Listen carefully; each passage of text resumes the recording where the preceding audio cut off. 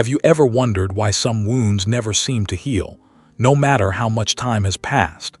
They stay quiet, buried under years of distractions, achievements, or relationships, yet in moments of silence they surface. That uneasy restlessness, the sudden shame, the feeling that no amount of love can fill the space inside, these are not signs of weakness. They are whispers from the child you once were, the one you promised you'd never forget but somehow abandoned when life demanded you grow up too fast. That child carries the fragments of your story, the soft places that were ignored, the cries that were unheard, the truths that were too heavy to hold. She lives within your nervous system, in the tension in your shoulders, the tightness in your chest, the way your body flinches at kindness as if it's too fragile to trust. Jung called this the shadow, the hidden self, the parts we deny to survive. For women, this shadow often carries a double weight. It's not just the pain of personal wounds, but the inherited shame of generations told to be quiet, to be good, to be small. Healing begins by noticing what's still alive beneath the armor. Imagine standing in front of a mirror, not looking at your face, but seeing the small girl behind your eyes. Does she trust you, or does she look away? The truth is, every pattern of self-doubt, every relationship that left you hollow, every time you gave more than you received, those were not flaws in your character. They were echoes of a forgotten promise. A promise to keep her safe, to love her fiercely, to never abandon her. But life is loud, and we learn to betray ourselves when we think survival depends on it. When women speak of feeling unworthy, it's rarely because they lack accomplishments or beauty. It's because somewhere, long before they could name it, they were taught that their needs were too much, that their joy was inconvenient, that their tears were a burden. So they built walls and called them strength. They became caretakers and called it love. They ignored the trembling of their own hearts and called it maturity. But the body keeps score. The nervous system never forgets. You cannot outthink what is buried in the bones. There is a quiet rebellion in choosing to turn inward, in choosing to meet that abandoned child again. It is not sentimental, it is radical, because she is not weak. She is the blueprint of your most authentic self. To heal her is to unlearn the false roles you were handed. To heal her is to dismantle the belief that worth must be earned by sacrifice. Think of the moments you said yes when your soul was screaming no. Think of the times you stayed silent because you feared being too much. These are not failures. They are signs of how deeply you long to belong. Carl Jung believed that individuation, the process of becoming whole, requires us to integrate the very parts we were taught to exile. It is not about fixing what's broken. It is about reclaiming what was sacred all along. The shame you carry is not yours to bear alone. It is the residue of being unseen. And yet, the moment you decide to look inward, something shifts. The voice of that small girl grows louder, not angry but hopeful.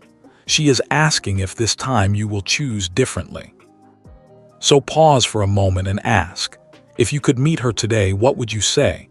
Would you rush to explain your absence? Or would you simply sit beside her, quiet and steady, letting her know that this time you are not leaving? Because here is the truth most never hear. Self-worth is not something you build from the outside in. It is something you remember. It was always there, waiting for you to come home. The open loop remains. The forgotten promise is not yet fulfilled. But before it can be, you must descend further, because the shadow does not reveal itself to the impatient. The next step requires courage, the kind that asks you to face the pain you have avoided. Are you willing to hear the parts of your story you once buried? The shadow is not cruel, it is patient. It waits in the corners of your daily life, in the moments you feel suddenly small or strangely unworthy. A friend's compliment that you can't fully receive, a partner's love that feels undeserved, a quiet ache when you achieve something yet feel empty inside. These are not random feelings. They are signals, pointing to a child who learned early that being herself carried a cost. To heal is to trace these signals back to their origin, to listen without judgment to the story beneath the surface. Every woman carries patterns of self-betrayal, though few recognize them by that name. They appear as overgiving, as tolerating less than she deserves, as staying silent to keep the peace. They appear in the nervous system's reflexes, hesitation before speaking, a sinking feeling when conflict arises, the way the heart speeds up when someone disapproves. This is the body remembering what the mind worked hard to forget. Somewhere she learned that love could be withdrawn, that safety depended on pleasing others, that her needs were negotiable. These lessons become habits, then identities, then invisible cages. But cages can be opened. Jung wrote that what we resist will persist and what we face will transform. The shadow is not darkness for the sake of fear, it is the storage of unlived truth. Shame is its gatekeeper. Shame says, do not show this, it will cost you love. And so you hide. But what if that hiding has cost you more? What if the life you long for, freedom, self-respect, the ability to stand whole, is on the other side of the very parts you were taught to bury? When you turn toward your shadow, you begin to see the pattern. That forgotten promise to the child becomes clearer. She was not too much. She was not unworthy.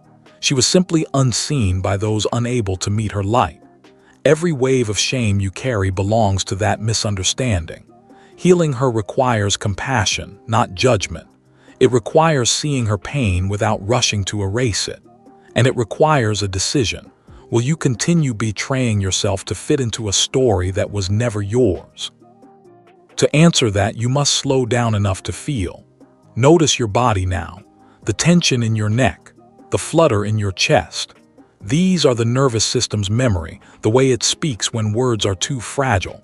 Trauma is not just an event. It is what happens inside when you were left alone with feelings too big to hold. The task now is not to erase the past, but to make space for it, to offer the safety that was missing. Safety can be as simple as pausing, breathing, and saying inwardly, I will not abandon you again. And here's the paradox. The more you resist shame, the stronger it grows. But the moment you meet it with tenderness, it begins to soften. Imagine taking the hand of that younger self, leading her out of the corner, showing her the world is bigger than her fears. This is not fantasy, it's the core of healing. Because until she feels safe, your adult self will always feel divided, as if a part of you is missing. Your worth will always feel conditional. And yet this is where the work deepens.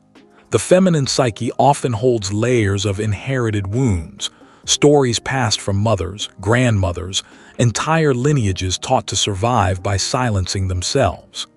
Their strength was real, but it came at a cost.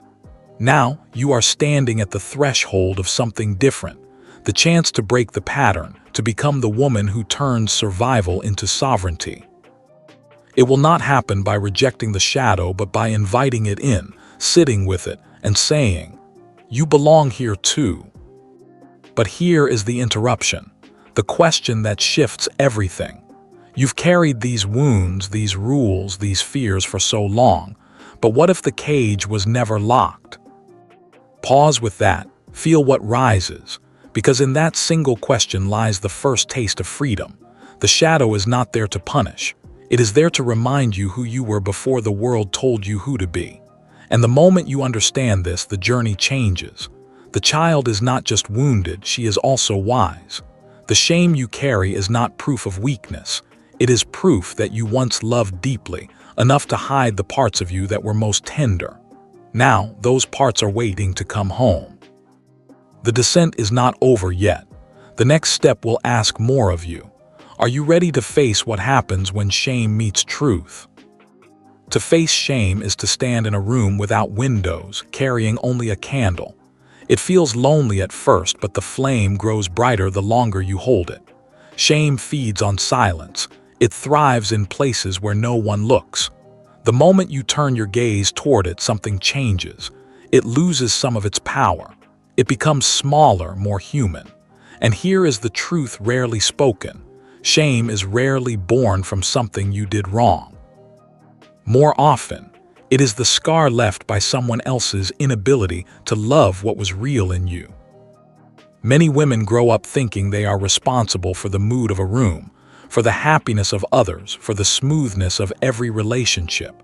They become emotional contortionists, bending themselves into shapes that win approval. But this comes at a cost: the quiet belief that their needs are excessive, their emotions inconvenient. Over time, these beliefs settle into the nervous system, shaping how they breathe, how they speak, how they love. Even success feels fragile, as if it could disappear the moment they are truly seen. But the shadow will not let you forget what you have hidden.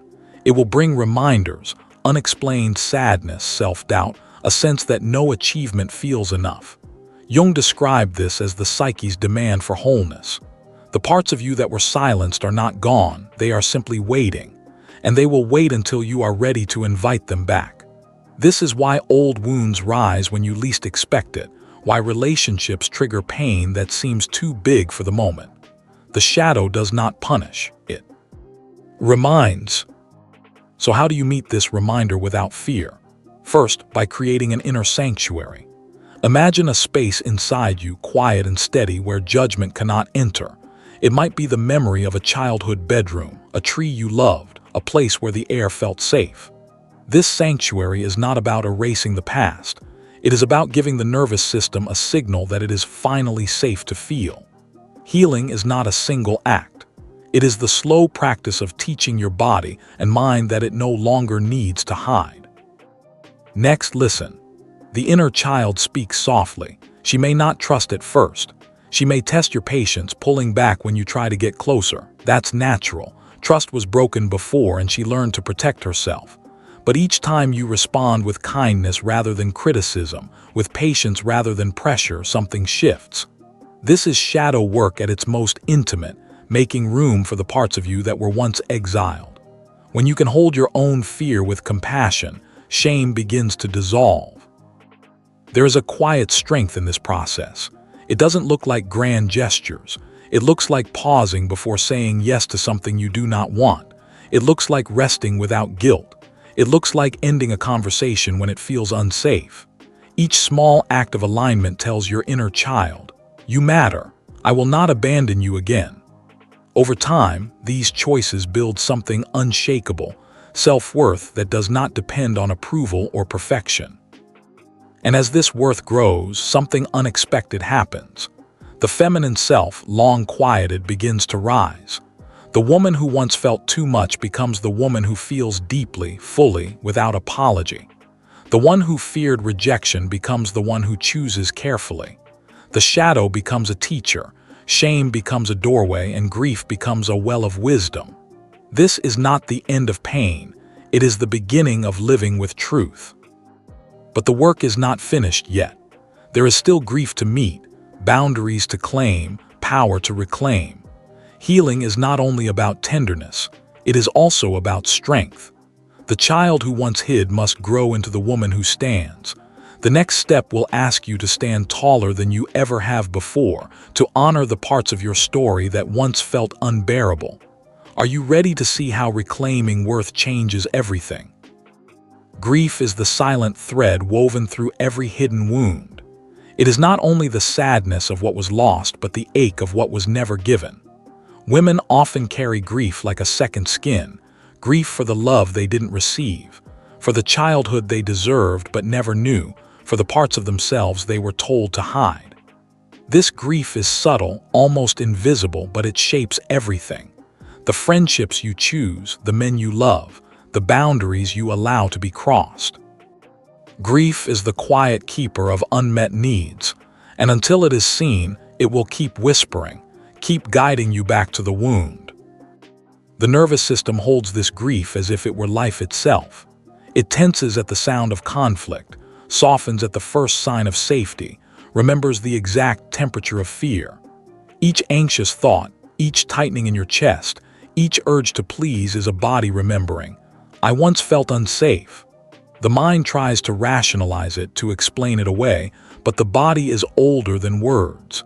Healing happens when the mind stops arguing with the body and starts listening to it. To reclaim worth, you must walk through this grief instead of around it. That means allowing tears to come when they are ready, even if no one understands why.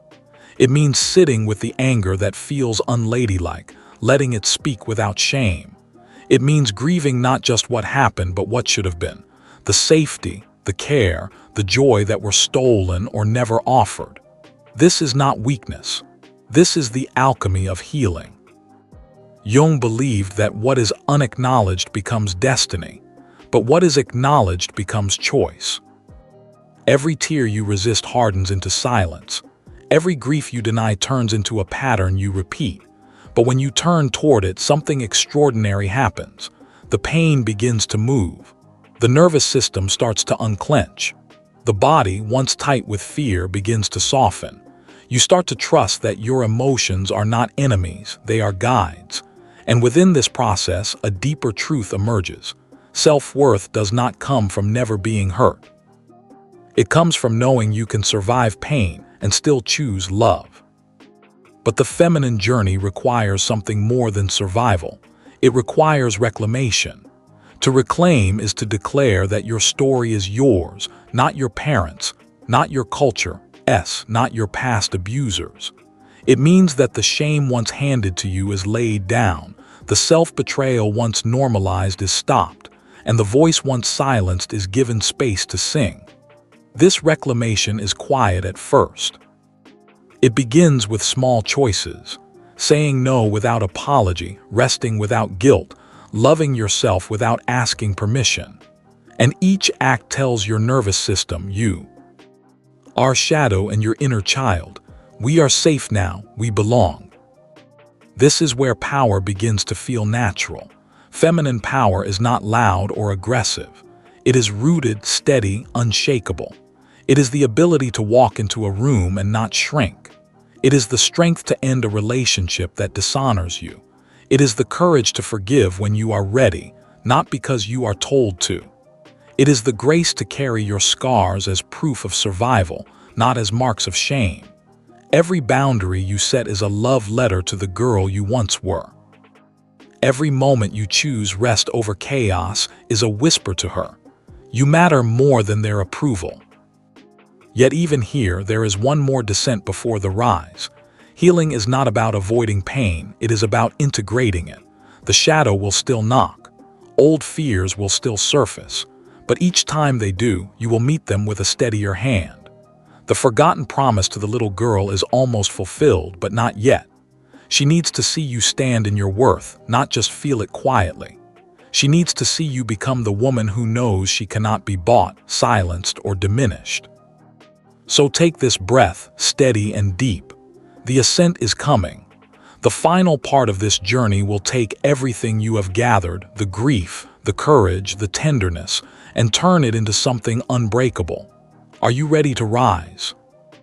Rising does not feel like a sudden leap. It feels like a quiet decision. After the tears have been shed and the grief has been met, something settles inside you. It is not perfection, it is peace. This is the moment the nervous system begins to believe you. Safety becomes less of a theory and more of a reality. You notice it in your breath, slower now. You notice it in your posture, taller but softer. You notice it in your choices, deliberate and clear. This is what it means to return to yourself. The inner child you once abandoned is no longer hiding. She stands with you now, not as a wound, but as a companion. She has been heard, she has been seen, and she has something to give back. A sense of wonder, a trust in joy, a belief that love can be safe. The shadow has softened too. It has shifted from threat to ally, teaching you that the parts you once feared were never enemies. They were protectors, clumsy and fierce, trying to keep you safe. Integrating them is not erasing them. It is thanking them and moving forward together. This is the feminine power no one can give or take away. It is not found in being adored or envied. It is found in being whole. Wholeness means you no longer shrink to fit someone else's comfort. Wholeness means you can be gentle without being fragile, strong without being hard. Jung called this individuation, the process of becoming fully yourself. And here is its quiet secret. Becoming yourself is the most revolutionary act of all, because a woman who knows her worth is ungovernable. The world will still test you. Old patterns may resurface. A careless word might sting, an old fear may rise. But this time you will not abandon yourself. Your boundaries will be clear, not as walls but as invitations to be met with respect. Your love will be generous but no longer desperate. Your silence will be chosen, not forced. And your voice will carry the calm weight of someone who knows she is enough. Notice what happens when worth stops being a question. The relationships you choose shift. The work you do feels different. You stop chasing approval because you realize you were never lacking. You stop over-explaining because you realize your truth does not need permission. This is not arrogance. It is the steady knowing of a healed nervous system and a reclaimed heart. The woman who once bent herself to belong now chooses where she stands. The ascent is also about generosity, but it is a generosity that includes yourself. It means saying yes to rest, to joy, to play. It means protecting your energy as carefully as you protect those you love. It means knowing that forgiveness is not forgetting. It is releasing what no longer serves you. The inner sanctuary you have built becomes a home you carry everywhere, a place you return to when the world feels heavy. And here is the final thread of the promise. The little girl you once were needed someone to believe in her. Now she has you. She sees the way you say no with grace, the way you speak up without shaking, the way you can sit in silence without fear. She sees that her worth was never lost, only waiting. And she knows now that nothing, no rejection, no betrayal, no old memory can take it from her again. This is your moment of choice. To live not as a woman always healing, but as a woman already whole. To meet challenges without collapsing, to love without losing yourself, to walk through the world as your own sanctuary. The past has shaped you, but it does not own you.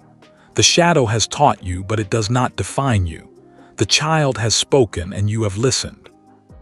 One question remains: how will you honor this wholeness from this day forward? The journey ends not with noise, but with clarity. What began as a search for answers becomes a quiet knowing. Healing the inner child was never about returning to innocence. It was about returning to truth. She was never broken, only waiting.